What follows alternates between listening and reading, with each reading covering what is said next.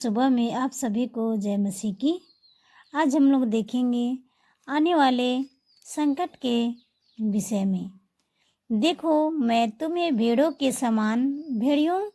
के बीच में भेजता हूँ, इसीलिए सांपों के समान बुद्धिमान और कबूतरों के समान भोले बनो। परंतु लोगों से ये सावधान रहो, क्योंकि वे तुम्हें महासभाओं में सौंपेंगे और अपनी पंचायतों में तुम्हें कोड़े मारेंगे।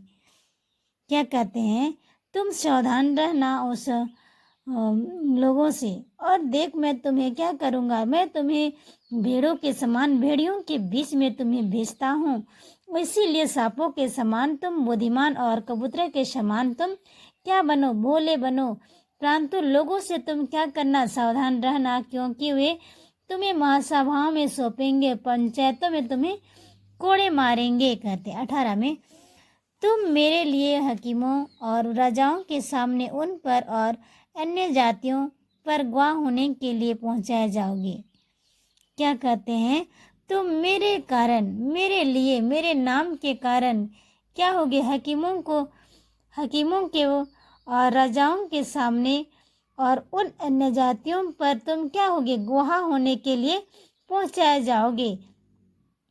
कहते हैं 19 में, जब वे तुम्हें पकड़वाएंगे तो वह चिंता ना करना। कहते हैं, क्या कहते हैं? जब तुम्हें वे लोग पकड़वाएंगे तो तुम्हें चिंता ना करना। क्या कहते हैं? जब ऐसा होगा, जब तुम्हें पकड़वाया जाएगा तो तुम चिंता नहीं करना। हकीम हम किस रीति से या कहें, क्या कहेंगे, क्योंकि जो कुछ तुमको कहना होगा वह उसी घड़ी तुम्हें बता दिया जाएगा। क्या बताते हैं? तुम चिंता मत करना कि हम क्या कहेंगे, किस तरह से बोलेंगे, क्या कहेंगे हम उन लोगों के पास में, क्योंकि उसी घड़ी तुम्हें क्या करूँगा, मैं तुम्हें बताऊँगा तुम्हें क्या बोलना होगा। वो चीज़ कहते हैं 20 में, क्योंकि बोलने वाला तुम नहीं हो, परंतु तुम्हारे पिता का आत्मा तुम में बोलता है। क्या कहते हैं? बोलने वाला तुम नहीं हो, परंतु तुम्हारे पिता जो बोलता है वही तुम्हारे पिता का आत्मा तुम पे बोलेगा। कहते हैं भाई भाई को और पिता पुत्र को घात के लिए सौंपेंगे, और बच्चे माता पिता के विरोध में उठ कर उन्हें मारवा डालेंगे। मेरे नाम के कारण सब लोग तुम्हें वैर करेंगे। क्या कहते हैं?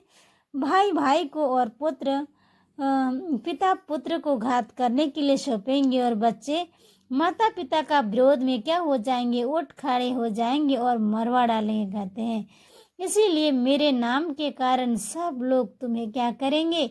बैर करेंगे, विरोध करेंगे। कहते हैं पर आगे में, पर जो अंत तक धीरज धरे रहेगा उसी का उद्धार होगा।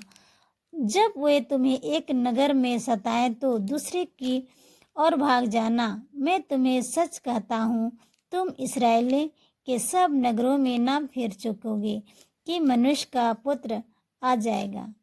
क्या कहते हैं? जब तुम्हें सताएंगे और तुम इधर उधर भागोगे, इस नगर में उस नगर में, तब तक मनुष्य का पुत्र क्या होगा? आ जाएगा। कहते हैं 24 में, चेला अपने गुरु से बड़ा नहीं होता और ना दास अपने स्वामी से। चेले के गुरु के और दास के स्वामी के बराबर होना ही बहुत है। क्या बता रहे 24 में? कि चेला अपने गुरु से बड़ा नहीं होता है और दास अपने स्वामी से भी बड़ा नहीं होता। सचमुच में प्रिय, हम अपने गुरु से बड़ा नहीं हो पाते हैं और नहीं होंगे, क्योंकि गुरु तो गुरु ही होता है।